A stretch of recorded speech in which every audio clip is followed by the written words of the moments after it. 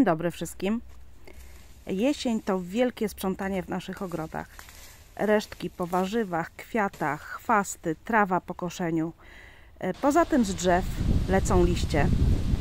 Mamy więc mnóstwo odpadów, które po kilku miesiącach mogą stać się zbawienne dla naszego ogrodu. A zatem jesień to świetny moment na założenie kompostownika. To czas obfitości organicznych odpadów. O jakich zasadach pamiętać, by tak zwane śmieci zamienić na cenny kompost zwany złotem ogrodników?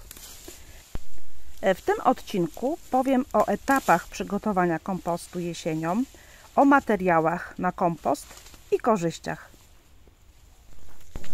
Na początku powiem o etapach. Pierwszy etap to wybór miejsca i przygotowanie kompostownika. Wybierz zaciszne miejsce, lekko zacienione, które ma dobrą wentylację, ale nie jest narażone na silne wiatry. Unikaj miejsc całkowicie nasłonecznionych, ponieważ mogą one przesuszać kompost. Możesz użyć gotowego kompostownika lub zbudować własny z drewna, metalowej siatki lub plastikowych pojemników. Wygodną formą jest układanie pryzmy. Ja właśnie tę metodę wybieram ze względu na duże ilości odpadów. Kolejny etap, drugi, to zbieranie materiałów organicznych. Chcąc uzyskać kompost, musimy mieć materiały zielone i brązowe.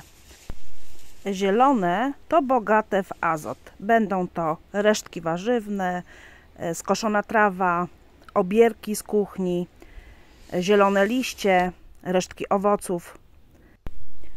Z kolei brązowe materiały to bogate w węgiel.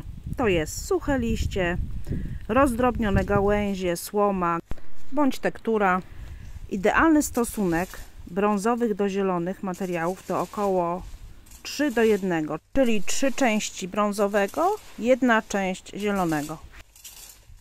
W pewnym opracowaniu czytałam nawet o stosunku od 15 do 30 części brązowych na 1 część zielonych, ale taką ilość to trudno uzyskać, chyba że właśnie teraz, jesienią, ktoś ma mnóstwo wokół siebie drzew liściastych, to warto wypróbować te proporcje. Brązowe materiały dostarczają węgla, a zielone azotu, co jest kluczem dla prawidłowego przebiegu procesu kompostowania. Trzeci etap – rozdrabnianie materiałów. Im mniejsze kawałki, tym szybciej materiały ulegną rozkładowi. Gałęzie warto rozdrobnić, a większe liście posiekać. Etap czwarty – układanie warstw. Rozpocznij od warstwy brązowych materiałów, np. gałęzi, słomy, suchych liści, które pozwolą na lepszą cyrkulację powietrza. Na to nałóż warstwę zielonych materiałów, takie jak resztki kuchenne, skoszona trawa, resztki roślin z ogrodu. Przeplataj warstwy brązowe i zielone, aby uzyskać lepszą równowagę między węglem a azotem. Na wierzchu zawsze umieszczaj brązowe materiały, które pomogą zneutralizować zapach. Etap piąty. Nawilżanie. Kompost musi być wilgotny jak gąbka, nie za suchy, ale i nie przemoczony. Jeśli materiały są zbyt suche, można je delikatnie spryskać wodą. Jeśli jest zbyt mokro, dodaj więcej suchych materiałów, takich jak liście. I kolejny etap – napowietrzanie. Aby proces rozkładu przebiegał prawidłowo, kompost potrzebuje tlenu. Raz na 2 tygodnie przewracaj stos, co pozwoli na lepsze napowietrzenie i przyspieszy rozkład. Rób to jednak tylko wtedy, gdy jest w miarę ciepło. Optymalna temperatura do przerzucania kompostu to powyżej 5 stopni Celsjusza. Gdy temperatura spada poniżej tej wartości, mikroorganizmy odpowiedzialne za rozkład organiczny stają się mniej aktywne. W takich warunkach przewracanie kompostu nie przyniesie znaczących korzyści, ponieważ proces kompostowania naturalnie zwalnia lub zatrzymuje się. Zimą, gdy temperatura powietrza regularnie spada poniżej 0 stopni, przewracanie kompostu jest zbędne. Niskie temperatury powodują, że materiał kompostowy staje się sztywny i zamarza, co utrudnia jego mieszanie. Dlatego lepiej skupić się na ochronie pryzmy przed nadmiernym wychłodzeniem lub przemoczeniem, a regularne przewracanie wznowić dopiero, gdy temperatury zaczną się podnosić wczesną wiosną. Co można dodać do jesiennego kompostu? Na przykład opadające liście, z wyjątkiem liści dębu i orzecha włoskiego, które rozkładają się dłużej.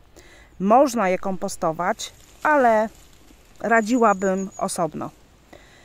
Poza tym możemy dodać skoszoną trawę, o ile nie była traktowana chemikaliami, resztki z ogrodu, obumarłe rośliny, kwiaty, odpady kuchenne, obierki warzywne, owoce, rozdrobnione gałęzie, słoma, siano, popiół z drewna w małych ilościach, tekturę, pocięte najlepiej na kawałki. A czego unikać? Resztek mięsa, ryb, nabiału, gdyż mogą przyciągnąć szkodniki, chorych roślin, mogą przenosić choroby. Unikajmy też zbyt dużej ilości skoszonej trawy, może się zbijać i gnić. Również unikajmy odpadów z roślin, które były traktowane chemikaliami. Jak długo trwa czas rozkładu kompostu? W zależności od warunków i materiałów kompost może być gotowy po około 6 miesiącach do roku. W ciepłym klimacie proces może trwać krócej, natomiast w chłodniejszych warunkach może się wydłużyć. Gdy kompost jest gotowy, ma ciemną, kruchą konsystencję i pachnie ziemią, taką próchnicą. Można go wykorzystać jako nawóz do grządek i rabat, dodatek do ziemi przy sadzeniu drzew i krzewów, też jako ściółkę chroniącą rośliny przed wysychaniem i jako poprawę struktury gleby. Obiecałam też, że powiem o korzyściach wynikających z kompostowania. Pierwszą z korzyści jest to, że poprawia się struktura gleby. Kompost poprawia zdolność zatrzymywania wody i dostarcza glebie pożytecznych mikroorganizmów. Poza tym chroni przed erozją. Dodawanie kompostu do gleby zapobiega erozji i pomaga w zatrzymaniu wody, co jest szczególnie korzystne w okresach suszy. Poza tym kompost to zdrowsze rośliny. Dzięki kompostowi gleba jest bogatsza w składniki odżywcze, co przekłada się na zdrowszy wzrost roślin. Poza tym kompost to ekologiczne zarządzanie odpadami. Kompostowanie to naturalny sposób na recykling organicznych odpadów z domu, z ogrodu, zmniejszający ilość odpadów trafiających na wysypiska.